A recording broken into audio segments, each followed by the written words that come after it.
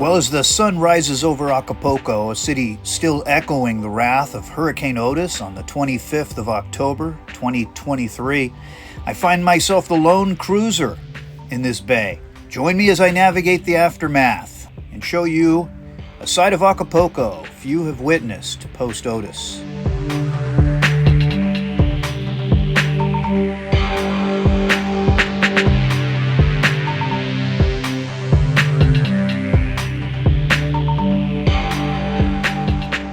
My name's Rick. I got my sea legs when I was in the Coast Guard, and I commanded a boat much like this one. Today, I take my 27-foot sailboat on coastal passages in search of adventure. This season, I'm heading south from La Cruz de Guanacaste. It will be my return to the Caribbean Sea via the Panama Canal.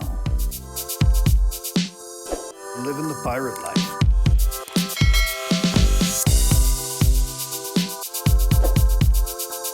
Yeah, me and these pelicans. My first morning of my first day in Acapulco, and last night, Karen flew into Acapulco to spend the week with me. Karen, are you ready for some fun in the Acapulco sun? Baby, I was born ready. Oh boy. But before we go, I have to show you something. Remember when you did that Instagram post with that awesome orange hat of yours? The Shelta? Yeah, I'm talking about the Shelta. Okay. So Shelta was kind enough to send you not only one, but two new hats that you're going to have the opportunity to try out. Oh, this is a Seahawk. It's like Christmas. Check this out. It's a beauty. It's a nice shirt. It's beautiful. I love the camo. They also included this beautiful white. Whoa, that stripe down the back is so wicked cool. It's very cool. I think that goes on the back of the hats to cover the back of your neck. Perfect. Yeah. You need this. We've got a fun bag. Oh, I can definitely put that to some use. Thank you, Shelta. The way they sent me these light colors, like they knew I'm in the tropics and that I wouldn't want like a really dark. So thank you, Shelta, for that. So these are both the narrow ones. These are the Osprey. They have a bunch of different models. Go to their website and you'll know what I'm talking about when I say the Osprey. This is one I'm really excited about. This is not an Osprey, this is a Seahawk. It's like the Osprey, only you've got much more width on the sides and you've got a lot more width on the back. It's the Osprey and the Seahawk that I particularly liked the most, so I'm really excited that I get to try a Seahawk. Well, there's so many reasons why I love this hat. One, of course, is this no-flop rim. When you're in heavy wind, it's not going to fall down and cover your eyes. You're still going to be able to see. And I want to also kind of try on this Seahawk because I've never worn a Seahawk before, and I'm intrigued by the wider brim. Oh, yeah. Whoa. What do you think, Karen? Do you like the way the more narrow Osprey sits on my head or the wider Seahawk? I like the variety of the two. Yeah. Mix it up. Yeah, different look. Shelta also sent me some stickers, and I got two kinds of stickers. This one, that one's cool. A couple of those. I think I might put this on Frog's Leap somewhere. Thank you so much for these stickers and these hats, and I'm proud to wear Shelta. And I would just say on Frog's Leap, I don't have any more hats. All I have is Sheltas. Thank you guys for believing in what I'm doing. Well, first day in Acapulco, I've got a full agenda. I have not yet checked in with the port captain, so Karen and I are going to have to make a run to shore and do that. And it looks like there's a Chadrui supermarket right there, so we'll do some provisioning, and there might be a Pierside restaurant, so maybe we'll get a chance to take advantage of that too. Well, this is something you might be interested to see on this island, Packet 27. The ladder off the transom folds out, and so when you store your dinghy on the davits off the transom, the first person in the boat's got to come around on the corner of the boat and then remove the falls. And then I can come back aboard the boat and lower the ladder, and crew can embark the dinghy properly.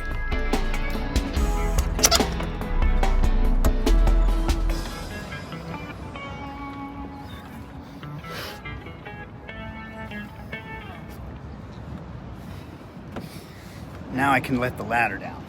And when the ladder is in the folded up position as it is here, it's secure up there, but it's not firmly in place. It can bounce around a little bit.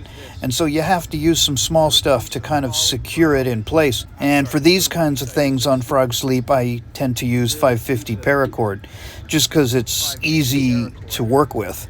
And it's not anything that's load bearing or critical. But not only does it secure the ladder when I'm underway, I'll show you the other thing it does. Now it helps me launch the ladder and recover the ladder, see? So I let it down and I make it off here with a clove hitch.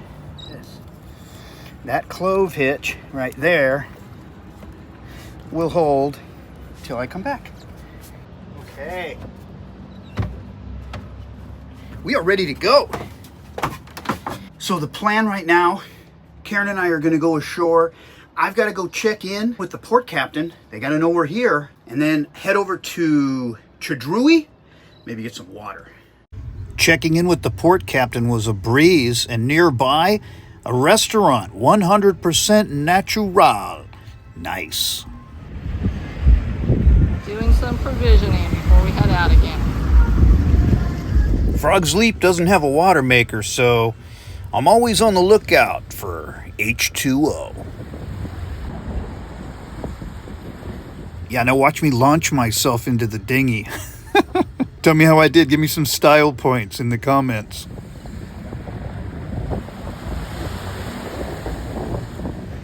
And on the right edge of the screen, you'll see a rock. That rock is uncharted and it's unlit at night, so I give it a pretty wide berth.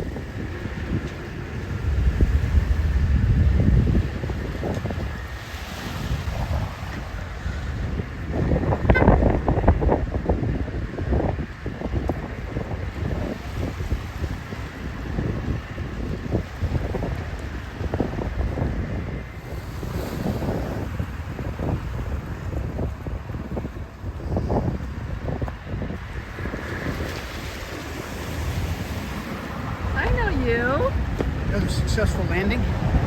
That was the row. Well, take a look at the way the boat is tending. See how it's tending back that way? The boat is always pointing towards the wind. So when I'm coming back, I'm going against the wind. So actually going there is really easy. Coming back is a little bit of a lift. A little sweaty. Good job provisioning.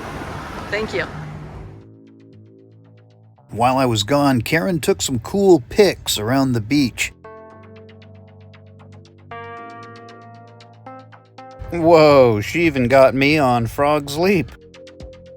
But this one's my favorite, for obvious reasons.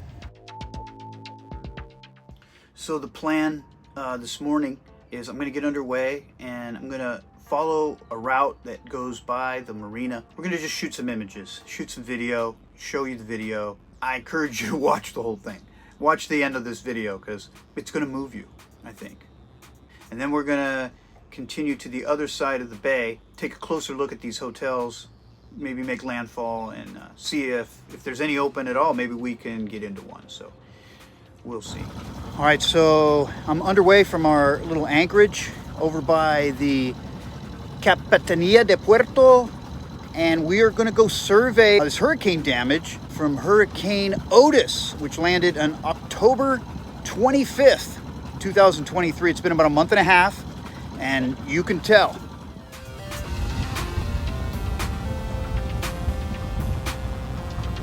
That big white building in the background is the port captain's building.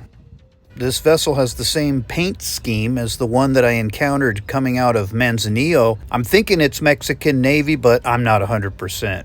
If you know, put it in the comments. Well, this was the first sunken boat we came across, and as stunning as it is, sadly, it's just the beginning.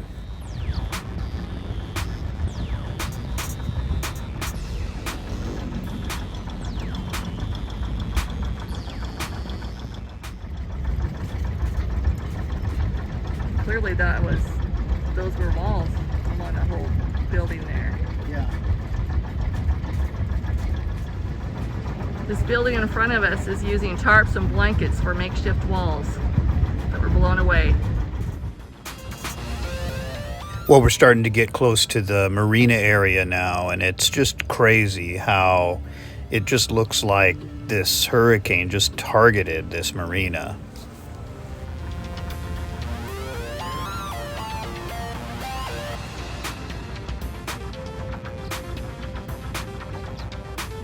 You know, to be honest, there was so much destruction that it was quite overwhelming, and it was difficult to keep the camera focused on one single thing. There was just so much.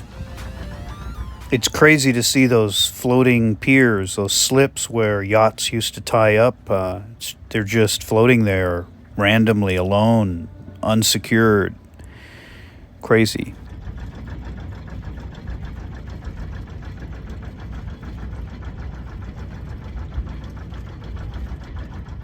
Now we're starting to get into the meat of where the marina was, and there's just destroyed boats everywhere.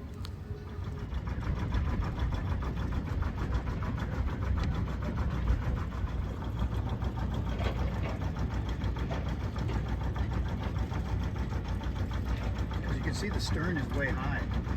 The bow is definitely full of water, weighing it down.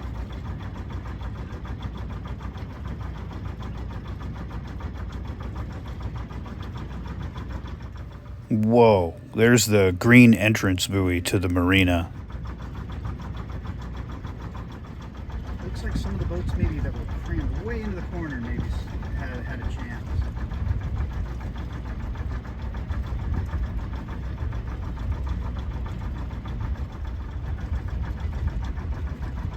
Looks like a little palapa on the pier where people probably go and have sundowners.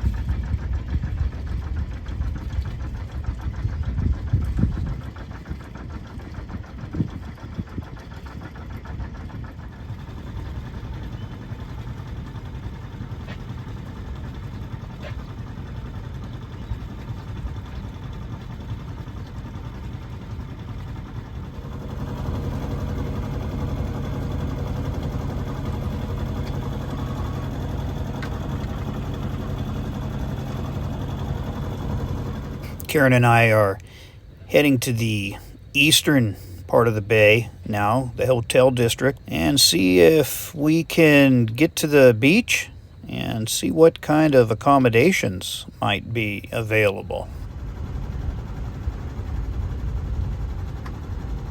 Well, after that pretty crazy tour, Karen and I managed to get anchored and make a beach landing, and we actually found a really nice hotel. Hotel Real de Cascadas. Karen and I, we anchored off the beach, grabbed a little hotel here. We're probably the only tourists in Acapulco. I mean, it's a pretty amazing experience. You know, if you're here, it's not the end of the world. I mean, this hotel is nice. And, well, take a look at this.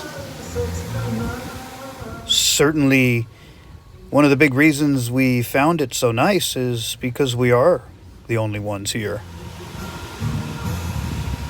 Well, I think it's because it's not right on the beach. Actually, there's a series of hotels that are right on the beach. We're like one block off the beach. We met the owners when we checked in. And, you know, they have to be very happy because these hotels that were right on the beach, they were a windbreak for this hotel. This hotel is not even damaged. The hotels that were right on the beach, like we're looking right at them, I mean, huge damage. So, yeah. And there are many high-end restaurants that are still open for business. Right across the street from our hotel, we found this fantastic Italian place. Oh yeah, we made a couple of visits. Well, thanks for watching this episode of Sailing Frog's Leap. It was challenging for for sure, just due to the lack of cruising infrastructure that you would normally find here. But it was also very memorable. Acapulco will see its rebirth for sure, and I'll remember this visit for the rest of my life, largely because there were no tourists. I don't know that we'll see this again. This is a very unique period in the history of this town.